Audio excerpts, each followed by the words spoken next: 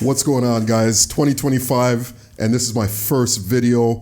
Today we're going to talk about what not to do in 2025 as it relates to real estate. There's some things that followed us out of 2024 and into 2025, and I want to address those things. I'm going to play these videos, and then I'm going to go into number three. The number three thing, right? I'm going to do three things that you should not be doing in 2025. This is number three. What's your name? Ashton. Where are you from? California. How long have you been in New York City? Almost 4 years. Why are you here? I love New York. Where else would I go? True. So, living in New York City, how much do you spend every single month on everything? About my credit card bill every month is about $6,000. Is that including rent? No, So if you were to include rent and everything. $8,000. Yeah, And closer to 8. Okay, so how do you spend that? Shopping, eating out, a lot of eating out. Ubers. Do you guys know how expensive Ubers are? I spend a lot of money on Ubers, going out to dinner. And what's your job?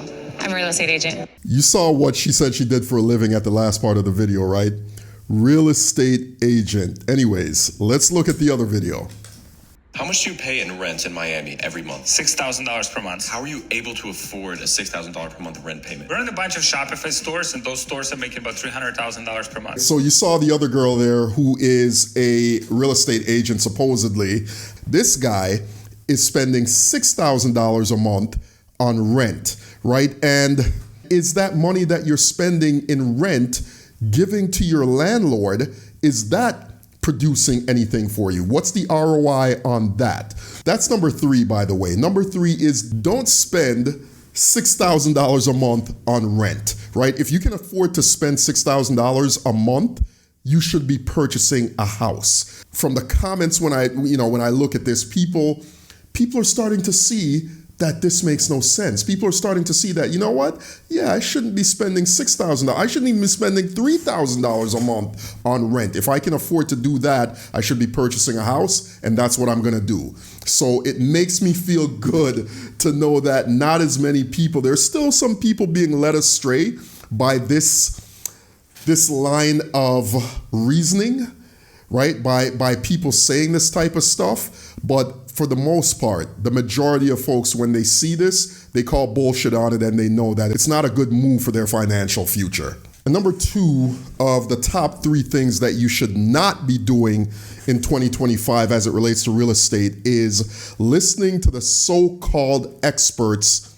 There are a few usual suspects who've been pushing this narrative that buying a house is bullshit and you're just renting your house from the bank and all the other nonsense that they're saying of reasons why you shouldn't purchase a home.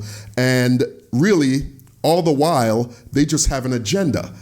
They have an agenda. It's usually a lot of these folks that own rental property, they own multifamily units, and what they want you to do, they want to keep you poor, right? Like John Bryant said, I'm going to get into who he is in a minute. I'm going to play a video of his, but they just want to keep you poor and they want you to rent their properties, right? And who is John Bryant? John Bryant was appointed by the George W. Bush administration to a community development board back about 20 years ago or so. And this man is a millionaire.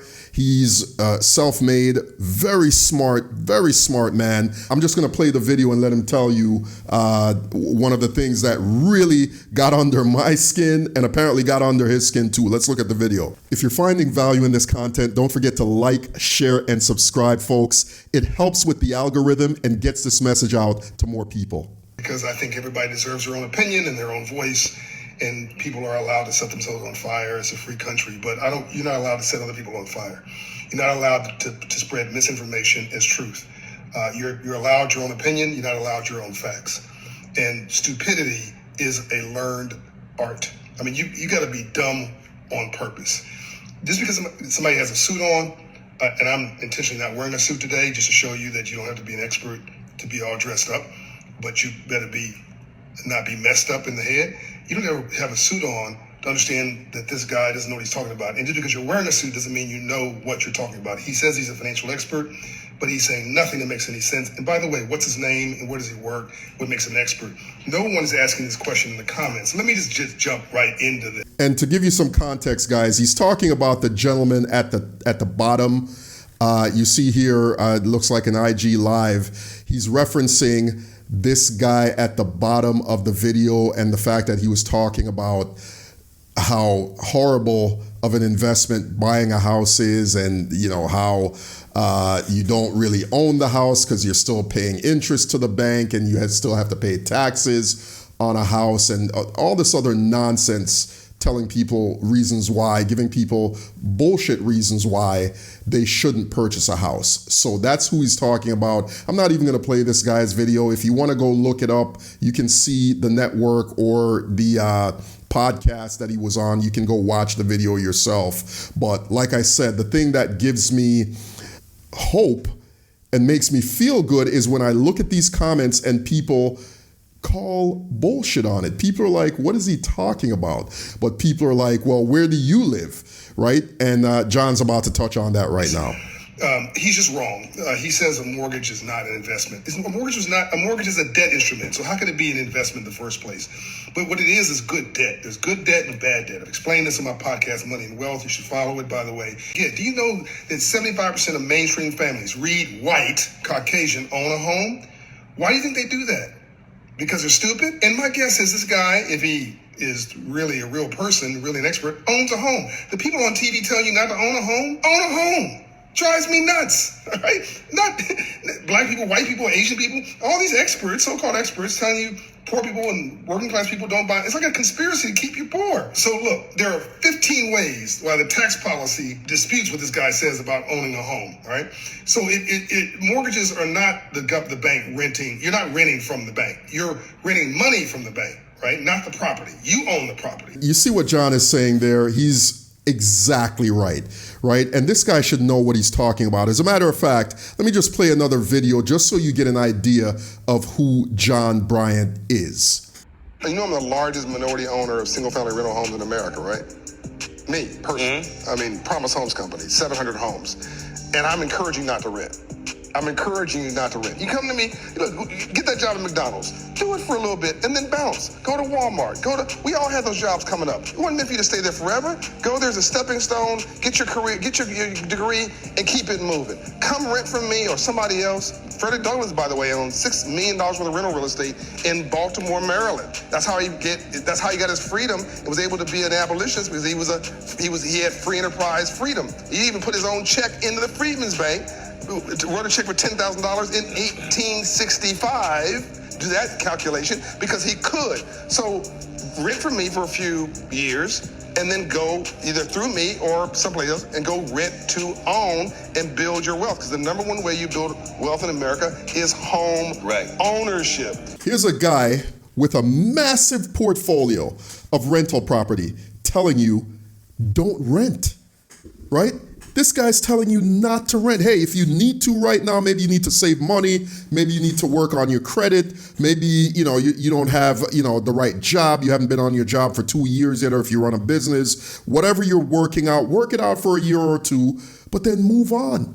The number one thing you should not be doing in 2025 is neglecting to get pre-qualified or pre-approved for a home. I do a lot of advertising, right? So I have people who contact me and say, hey, I'm ready to go. I need to check my credit. I've got my money saved. I'm ready to go. And that's wonderful. But the ones I'm most concerned with, the folks I'm most concerned with, are the people who actually would qualify for a home and don't know it. Right? Every year, I come across maybe about 2 or 3 people, and if I'm coming across 2 or 3 people who, after I speak to them, realize that they qualify for a home, and then I proceed to help them into purchasing their first home, imagine how many countless other folks are out there who could perhaps buy a home in the next month, 2 months, 3 months, in the next 6 months, and don't know that the fact that they have over a 620 credit, right? The fact that they have maybe $10,000 or $15,000 in the bank, or even if they don't even have that much, there are down payment assistance programs out there that could help them. The fact that they may make $45,000 or $55,000 a year and don't realize that they're candidates for home ownership, right? Those are the folks that I want to get in touch and get pre-qualified. Do what's called, listen, at the beginning of every year, we all do our physical, right? We do a physical checkup. We check to make sure our blood pressure is okay, see, where we're at in terms of our health, our weight, all of that. You should be doing the same thing for your finances, number one. If you're not a homeowner yet, check to see if you are able to become a homeowner, right? So that's number one on things that you should not do in 2025, which is neglect getting a pre-approval or a pre-qualification to see if you're eligible to purchase a home. I appreciate you watching, guys. Don't hesitate to reach out to me. I know a lot of people watch my videos, and we call them the silent majority sometimes because I look at how many views some of my videos get, and I know people are watching them, but some people either they're, afraid to reach out, or maybe you're a little apprehensive about going through the process of getting qualified to purchase a home. If you're watching this on Instagram, YouTube, wherever you're watching this, Facebook, shoot me a direct message. If you have my number, you can text me anytime. I will answer all questions. Thanks for watching, guys. Don't forget to like, share, and subscribe. I'll see you soon.